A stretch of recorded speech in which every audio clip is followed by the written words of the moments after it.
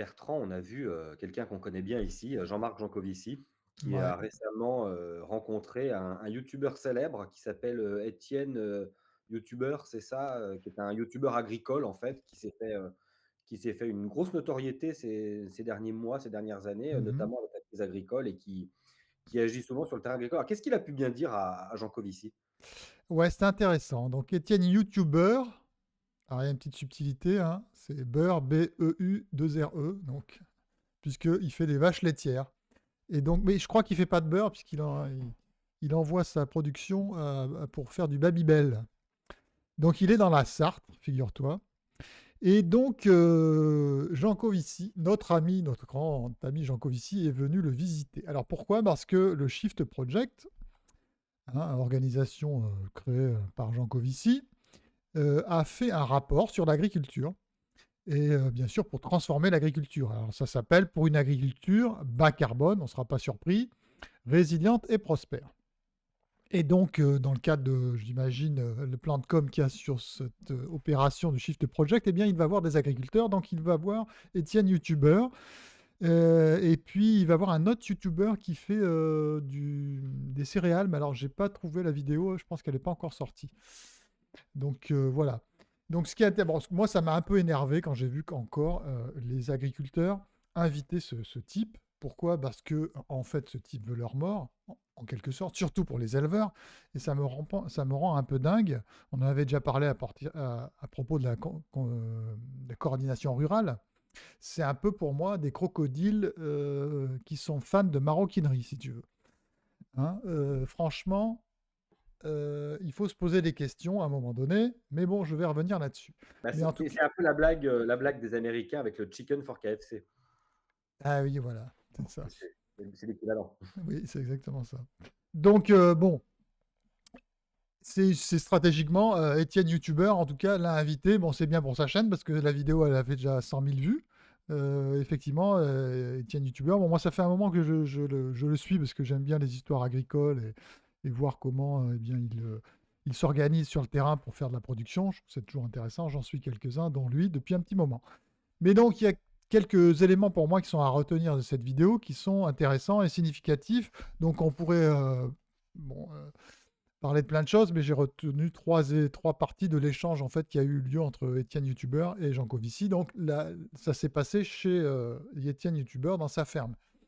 Et donc, bon, dans un premier temps, il lui fait visiter la ferme. Et d'ailleurs, pendant ce temps-là, Jean Covici parle assez peu. Et j'avoue que ça a été la partie de la vidéo qui m'a le plus plu. Parce que voilà, on entendait plus Étienne que Jean-Marc. Et puis c'est toujours intéressant, on voit que c'est une ferme donc qui fait des vaches laitières. Il a environ, je crois, c'est entre 100 et 150 vaches laitières, je crois. Hein. Donc c'est pas énorme, hein, c'est plutôt une moyenne exploitation à mon avis. Donc c'est pas évident d'avoir des revenus à partir de ça. Enfin, il faudrait voir. Mais donc voilà. Et donc il explique les vaches hein, vont se faire traire automatiquement toutes seules. Donc c'est un confort avec une machine qui vaut à peu près 100 000 euros, donc c'est très cher. Bref, et donc, à un moment donné, il va y avoir des échanges plus importants entre les deux. Et alors, le premier qui a retenu mon attention, c'est quand donc il va commencer par parler des vaches de réforme. Alors ça, une vache de réforme, c'est quand une vache laitière qui est destinée à faire du lait, eh bien, ne produit plus assez, et donc on appelle ça une vache de réforme. Elle va aller à l'abattoir pour faire de la viande. Et Jean Covici lui demande, mais qu'est-ce que tu fais des vaches de réforme? Qu'est-ce qu'elles deviennent, etc. Et puis il répond, j'en sais rien. En gros, je m'en fous. J'ai pas le temps de m'occuper de ces affaires-là. Il a d'autres chats à fouetter. Et donc ensuite, vous allez voir où je vais en venir. Alors pourquoi à un moment donné, Étienne dit qu'il voulait augmenter sa production et Jean Covici, bah, il me dit pourquoi tu voulais augmenter ta production? Réponse, et ça c'est toujours agréable avec cet Étienne youtubeur, c'est qu'il est toujours cash, tu vois. Il dit pour gagner plus de pognon, pour gagner plus d'argent, dit-il. Il n'utilise pas le mot pognon. Et enfin, Jean Covici lui demande, toujours dans cet échange-là, pourquoi tu fais pas de vente directe? Parce que ça, c'est le grand truc, tu sais, des écologistes en général, c'est que, bon, on va développer les circuits courts. Bon, c'est repris par tous les partis politiques d'ailleurs. C'est pas inintéressant comme politique, puisque c'est censé être environnementalement intéressant, puisqu'il y a moins de transport a priori. etc. Et donc, et puis surtout, on peut valoriser les produits directement et donc définir le prix et avoir un prix plus intéressant pour l'agriculteur. Et alors lui, il dit, ah bah non, je fais pas ça parce que j'aime pas ça. Bon, voilà, c'est pas un truc qui le botte. Et en fait, il a dit, mais en fait, faut pas se tromper, dit Étienne, il y a beaucoup de gens qui n'arrivent pas à faire beaucoup d'argent, c'est pas très viable en fait. Et il dit, ça va rester, en fait, c'est une niche. Alors évidemment, ça peut marcher chez certains. À mon avis, beaucoup plus sur les fruits et légumes, par exemple, parce que tu n'as pas grand-chose à faire, tu n'as pas à transformer les produits, tu les vends directement. Alors pourquoi toutes ces questions, à mon avis, de Jean Covici, là, c'est parce que c'est toujours dans le modèle, oui, du localisme, finalement, et de la valorisation économique, comment on peut s'en sortir quand on est paysan ou agriculteur sur le terrain, et comment en plus on peut avoir un impact positif sur l'environnement. Et donc la vente directe, ça paraît assez intéressant, quoi, puisqu'on est en circuit court, etc. Mais donc, ce qu'il faut noter là, c'est que, tu vois, c'est une agriculture il y a 50, 60, il y a 100 ans, si tu veux, où on faisait du polyculture élevage et puis on essayait de vendre ses produits sur la ferme, voire c'était de l'autosuffisance d'ailleurs, puisque les paysans cultivaient pour eux-mêmes. Et donc, c'est un peu, à mon avis, un modèle un peu du passé quand même s'il y a encore une fois des marchés de niche. Mais surtout, en fait, et ce que dit pas assez, à mon avis, Étienne, c'est que ce qui est, comment dire, ce qui pose problème pour les agriculteurs aujourd'hui, il y a évidemment le revenu, mais aussi le temps qu'on passe, si tu veux. Et donc, les agriculteurs, ils font 70 heures par semaine, enfin, ça dépend lesquels, évidemment. Mais en tout cas, les éleveurs, ils travaillent quand même pas mal. Et donc, un des facteurs limitatifs de ce genre d'activité de vente directe, par exemple, c'est le temps que tu vas passer à organiser ça. Ce qui coûte énormément d'argent, mais surtout de temps et de confort de vie, parce que tu as plein de choses à faire. Si en plus qu'il faut que tu gères ta boutique qui est à l'entrée de ta... Voilà, et puis il faut en plus des clients, parce que tu n'auras pas forcément beaucoup de clients. Il faut, si lui, il fait du lait, donc c'est des produits, si tu veux les vendre, tu vas devoir les conditionner pour les vendre à des individus. Donc ça va être des petits contenants, donc il y a tout un travail à effectuer. Tu as aussi, si jamais il veut faire du fromage, bah, il y a la transformation du fromage. Enfin, ça, il faut de la main-d'œuvre, il faut du temps, etc. Et le facteur temps, il est hyper important pour moi dans l'agriculture. C'est pas seulement une question d'argent, c'est aussi le temps que tu passes dans une activité. Aujourd'hui, on n'est plus comme il y a 100 ans. Les médecins, par exemple, ils consacrent plus leur vie à leur métier. Ils veulent travailler 40 heures et puis avoir des loisirs à côté, s'occuper de leurs enfants, je sais pas, etc. Donc on n'est plus dans le même contexte qu'autrefois. Et donc ça, il faut comprendre que voilà, les agriculteurs ne veulent pas se tuer à la tâche. Moi, je te donnerai deux exemples. J'ai discuté avec un agriculteur il n'y a pas très longtemps qui disait par exemple qu'il avait tout simplement changé ses races de vaches, il faisait de la viande, et il était en charolais, donc les vaches blanches qu'on voit dans le centre de la France par exemple, dans l'Allier, etc. Et donc, le problème, c'est que c'est des vaches à viande, et donc les vaches à viande, elles ont des difficultés à faire des veaux. Il faut intervenir, il faut être là pour les assister. Voilà, et enfin, il y a tout un protocole, les forceps, etc. Et donc, c'est hyper compliqué, euh, ça prend beaucoup de temps, puisqu'il faut se lever la nuit, il faut surveiller, c'est hyper chiant. Et ce gars-là, il a dit, bah, j'ai changé de race de vache et ça m'a changé la vie, quoi. J'ai pris alors il devait prendre des salaires ou des trucs comme ça. Et donc, il a dit, bah, j'ai changé de vache et elles font leur veau toutes seules, donc je m'en occupe plus. Et donc ça a un peu révolutionné son existence, quoi. Et j'ai un autre exemple aussi d'un agriculteur qui avait abandonné sa production. Il faisait du lait aussi. Et il s'est retrouvé, il a tout envoyé balader, il s'est retrouvé à l'usine, et tu peux pas imaginer le soulagement que ça a été pour lui. Il raconte ça, d'ailleurs c'est très émouvant, le soulagement que ça a été pour lui d'aller à l'usine tous les matins, d'avoir simplement ses 7 heures de travail par jour, et après c'était fini, il n'avait plus rien à faire, quoi. Et puis il pouvait penser à autre chose, etc. Donc ce facteur temps, il est un peu important, voilà. On peut plus être, on ne vit plus comme il y a 100 ans, tous les jours sur sa ferme. On a d'autres besoins et c'est un facteur limitatif très important. Et ça, il faut que les gens du Shift Project le comprennent aussi. Donc, toutes ces solutions-là, c'est pas des solutions miracles. C'est des solutions hyper compliquées à mettre en œuvre et adaptées à certains qui aiment ça et qui aussi aiment travailler sans arrêt, quoi. Donc, voilà. Ça, c'était le premier truc intéressant Ah, qui me semble. juste un Ouais. truc, Bertrand, comment tu peux parce que je reviens un peu à ce que tu disais au début. Comment tu expliques en ce moment le fait que beaucoup d'agriculteurs, que ce soit bon, Étienne qui a besoin de faire des vidéos, donc on peut le comprendre, mais aussi la coordination rurale et d'autres, acceptent en fait un petit peu de rencontrer Jean Covici, je dirais pas de se soumettre, mais d'écouter en tout cas ce que le Shift Project a à dire, alors qu'il leur veut pas forcément que du bien. Qu'est-ce que c'est en fait cette espèce de rapprochement de la part d'agriculteurs? Parce que la coordination rurale, par exemple, Ouais, que tu avais bien critiqué il y a quelques temps, ils sont pas connus pour être des mous ou des tendres et ils ouais. ont en général, ils affirment leurs idées. Donc, qu'est-ce qui se passe en fait? Il y a une fascination aussi pour Jean Covici, où ils pensent que c'est un interlocuteur avec qui il faut absolument parler pour être entendu? Ouais, il y a 2 raisons à mon avis. La première, c'est qu'ils sont, comment dire? À un moment donné, ils se voient obligés de coopérer avec, on va dire, le monde de l'écologie, pour faire simple, hein. Parce que c'est dans l'air du temps et ils voient qu'ils sont beaucoup critiqués et donc ils veulent apparaître vertueux aux yeux, du grand public ou de l'opinion, si tu veux.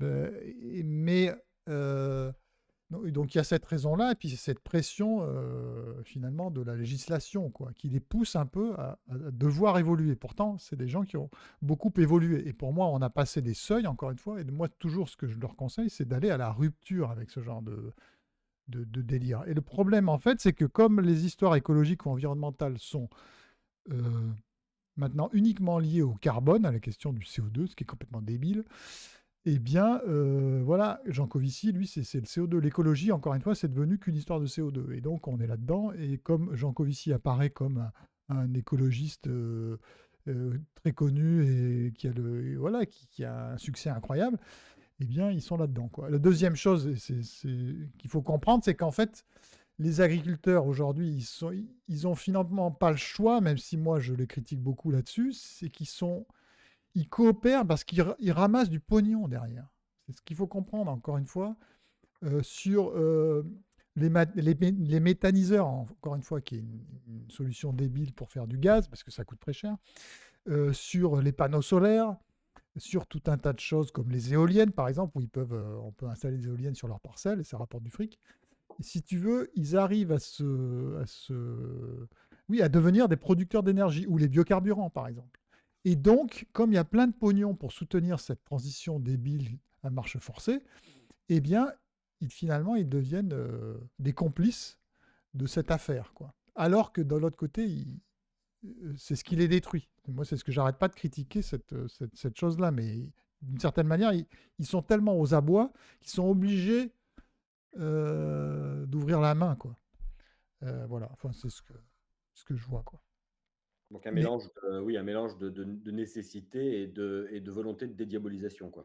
ouais, c'est un peu ça. De nécessité, mais voilà. Mais bon, je suis pas sûr que j'avais écrit un article qui s'appelait L'énergie fera-t-elle le bonheur de l'homme des champs? Ben, je suis pas sûr, parce il y avait une dernière fierté de l'agriculteur qu'elle a toujours gardée, c'est qu'au moins son travail sert à quelque chose. Comparé à tous les gens qui travaillent dans des bureaux qui se posent des questions, eux au moins, ils avaient cet avantage-là de se dire, putain, nous ce qu'on fait, ça sert à quelque chose, on nourrit la France, voire le monde, etc. Tu vois? Mais demain, qu'est-ce qu'ils vont faire quand ils vont produire de l'énergie ou du biogaz à la con qui nous coûte un pognon monstre, alors on aurait d'autres solutions, même en l'important, etc. Ils vont se dire: «Mais à quoi ça sert?» Tu vois? Quand ils font de l'énergie, photovoltaïque qui est peanuts dans la production, d'électricité française, est-ce qu'ils vont encore avoir la fierté de produire des choses utiles? Bah, ça, je pense qu'ils vont le perdre.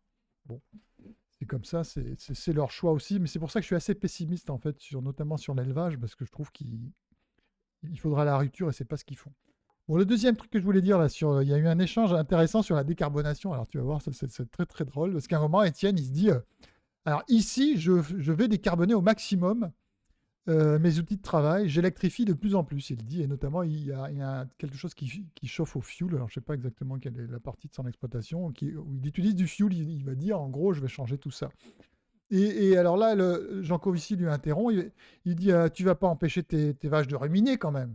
Alors tu vois, on commence à se poser les questions là. Ça veut dire que Jean Covici, il en a rien à faire qui remplace son fioul par l'électricité. Par contre, c'est les vaches qui l'intéressent. Il est en train de regarder les vaches pour savoir si on pourrait pas les détruire puisqu'elles ruminent, hein. Et en fait, euh, il finit par lui dire, mais attends, mon gars, ton truc là sur le fuel et l'énergie, peut-être que ça coûte cher pour ton exploitation, mais au niveau CO2, ça sert à rien, ça c'est marginal. Non, non, ce qui est important dans ton exploitation, c'est pas ton fuel, c'est tes vaches, parce qu'elles produisent du méthane, hein, pour faire simple, et c'est ta production de céréales, etc., ou de maïs, qui fait du protoxyde d'azote. Donc tu vois, alors là, je trouve que c'est un peu un moment de vérité. Et c'est pour ça que je dis que le cochon est dans le maïs, hein. Le cochon est dans le maïs, ça veut dire que le sanglier est en train de détruire ton champ de maïs. Et là, je dis que Jean Covici, c'est le cochon dans le maïs, là. Il est rentré et qu'est-ce qu'il voit? Il voit les vaches, il voit la production de céréales. Alors ça, c'est là qu'il faut travailler, mon gars, ou les éliminer, parce que le rapport dit qu'il faut diminuer quasiment de 30% le cheptel français, hein, en bovin, le rapport du Shift Project. Bon, bref, et donc là, je trouve que c'est un peu un moment de vérité. C'est où il se dit, en fait, ah, j'essaye d'être vertueux, je montre mes qualités écologiques pour jouer le jeu, Étienne, mais en fait, non, c'est pas du tout ce que tu fais, c'est nul. Ce qu'il faut que tu t'occupes, c'est de tes vaches, etc. Donc là, je trouvais que c'était un moment de vérité assez bon, typique. Et puis, bon, la troisième truc que j'ai retenu, alors à la fin, Jean Covici parle beaucoup et il parle toujours de ses obsessions habituelles. Et donc, c'est là où je vais revenir un peu sur ce qu'il raconte, c'est qu'en fait, il dit les changements, on va les faire de gré ou de force. Tu sais, c'est son discours. De toute façon, on va devoir changer, donc autant, comment dire, maîtriser l'adaptation ou le changement plutôt que le subir. En gros, c'est ça le Shift Project. Et parce que, dit-il, il y a le changement climatique, la diminution de la mondialisation, on aura moins de gaz pour faire des engrais, etc. Et puis, Étienne lui dit, mais il y en a quand même marre de la décroissance, etc. Et il dit, et on est obligé en fait de décroître, notamment le décroître ses émissions de CO2. Mais surtout, ce qu'il faut retenir, c'est que, et ce qui me semble pas tout à fait compris, Étienne, c'est que Jean Covici est quelqu'un qui veut la décroissance de l'économie, quoi qu'il dise, et donc c'est ça son but final. Et donc, ce qui est remarquable, si tu veux, c'est que il dit qu'on est obligé, mais en fait, on n'est pas du tout obligé. Ça, c'est des spéculations, encore une fois, qui ne sont pas du tout vérifiées. Il faut que, si tu veux, il dit à un moment donné, il ne faut pas avoir le regard fixé sur la croissance, décroissance, mais sur autre chose qui va réussir. Excuse-moi, je reprends. Il dit qu'il ne faut pas avoir le regard fixé sur le sujet de la croissance-décroissance, mais sur autre chose qu'on va réussir à faire croître.